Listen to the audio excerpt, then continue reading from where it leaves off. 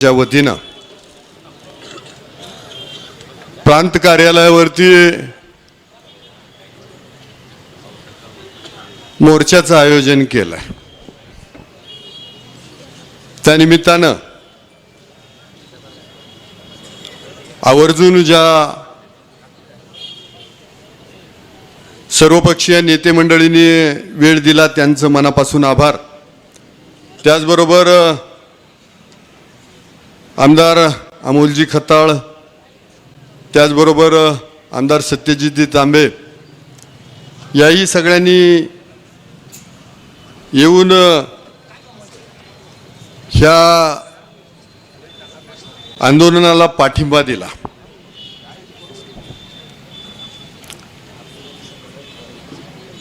बऱ्याच जणांनी आपल्या सर्वांना मार्गदर्शन केलं, सरकारलाही खडे बोल सुनावले आणि आम्हाला आमदारांनाही जे ऐकवायचं ते ऐकवलं। सगळ्यांचं मनापासून आभार। खरं तर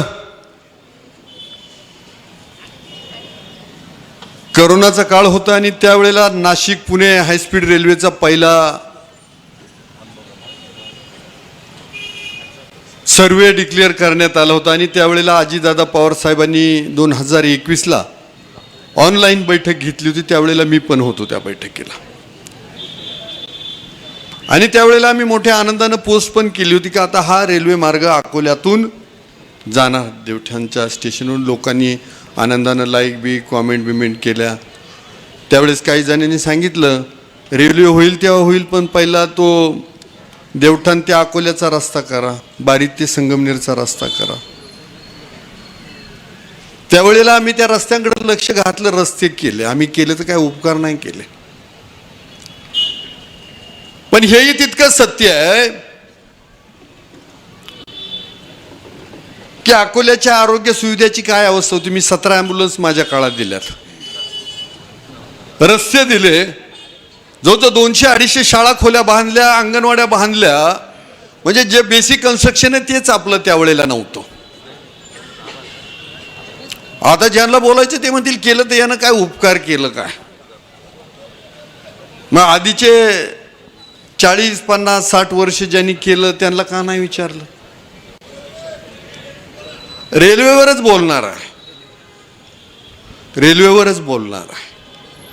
मित्रांनो, म्हणजे तुम्ही म्हणायचं आम्ही राजीनामे फेक आणि परत सांगायचं तुमच्या बैठका घ्या, एवढे आम्ही दूधखुडे आहेत काय? हा, ज्यांनी कसून आम्हाला पाडायचा प्रयत्न केला त्यांनी आम्हाला सांगायचं राजीनामा फेकून द्या आणि परत म्हणायचं लढा जाऊन दिलेला तुम्हीच लढा।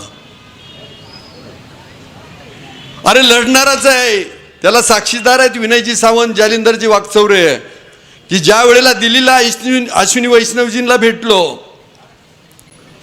जालिंदरजी वाकचौरे माझ्याबरोबर आणि विनयजी सावंत, तुम्ही कदाचित जालिंदरजी म्हटले असते तर तुम्ही म्हणजे भाजपचेच आहेत ते, तुम्ही खोटे, पण पुरोगामी चळवळीचा एक कार्यकर्ता एक नेता माझ्याबरोबर होता आणि मुंबईमध्ये सुद्धा आम्ही रेल्वे ऑफिसला भेटलो।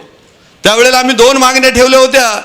एक, नाशिक पुणे हायस्पीड रेल्वे ही सिन्नर मार्गे देवठाणच्या क्षेत्रातून संगमनेर मार्गे आळेफाट्या मार्गे पुढे जाऊ द्या। आळेफाट्याचे आमचे बोट्याचे कार्यकर्ते बरेच जण आले तिथं, की हे आमच्या मतदारसंघातून माझ्या कार्यकर्त्याचे एकाच क्षेत्र तिथं आरक्षित झालंय आणि मग आता परस्पर ही रेल्वे मार्ग हा एवढा 15-20 दिवस किंवा महिन्याचा घाट आहे का त्यावेळेला हा बदलतोय।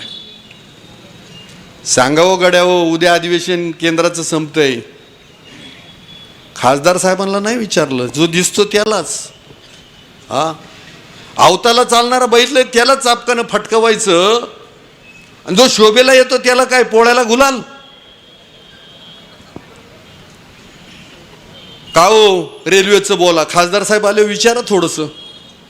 हा, आणि माझं म्हणणं आहे की जसा आमदार जबाबदार आहे ना तेवढाच खासदार पण जबाबदार आहे, त्याच्यापेक्षा जास्त।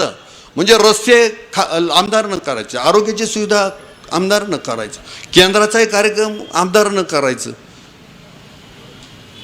मला वाटतं आज आपण निवेदन द्यायला आलो होतो, आपण काय एकमेकाची खरडपट्टी करायला आलो नव्हतो. आणि तसं करायचीच असेल खरडपट्टी तर सांगा, आम्ही ऑनलाईन ऐकू ना, काय त्याला. नाही ऐका, माझं म्हणणं काय आहे की माझी जबाबदारी मी झटकणार नाही, इथून मागही झटकली नाही. तुम्ही जसे चळवळीचे कार्यकर्ते तर आम्ही पण चळवळीचे कार्यकर्ते, आम्ही पण पुरोगामी.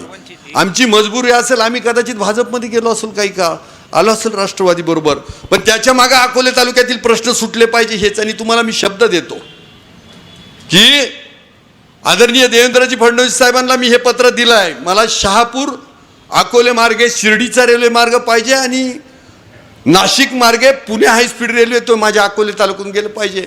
माझी काही बाजी लावायची प्राणाची ती मी लावणार आहे, पण असं नाही होणार. विद्यार्थी ढ असेल ना तरी आता शाळेत मारून नाही देत आहे. आणि मग विद्यार्थी जर चांगलं काम करते, पासिंग पुरतं तर नक्की आहे, तर तुम्ही मित्र आहेत, आम्हाला शाबासकी दिली पाहिजे. हा, तर भविष्याच्या काळामध्ये पण हे मी तुमच्यावर काय बोलत नाही, ह्या लोकांमध्ये जाताना तुम्ही सांगितलं जिल्हा परिषद पंचायत समित्या 12 भानगडी. बाबांनो, जो तुमच्या कामाचा माणूस आहे त्याला मतदान करा,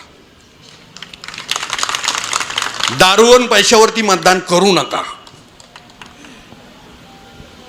इलेक्शन हा मॅटरच नाही आहे, आजही नाही उद्याही नाही. रेल्वेसाठी रेल्वे कृती समिती सांगते त्यांच्याबरोबर लढू. तुम्ही म्हणाल नाही आमच्याबरोबर नका, तुम्ही जाऊन तिकडं लढा, तर त्याही पद्धतीने लढू. ह्या निमित्ताने हे आश्वासित करतो. नावं मी मुद्दाम कुणाचे घेतले नाही, कारण मला वाटतंय सकाळी 9 पासून सगळेजण आहेत. डायबिटीसवाल्यांचे काय हाल झाले असतील ते सांगणं नको, बाकीचे बिस्किटावर भागवलं. त्यामुळं सगळे तळमळीने आले. तुमच्या सगळ्यांचं मनापासून आभार मानतो. कृती समिती जी अकोले तालुका रेल्वे कृती समिती ही गावोगाव जाऊन लोकांना जागृत करत होतं, त्यांचं पण मनापासून आभार मानतो.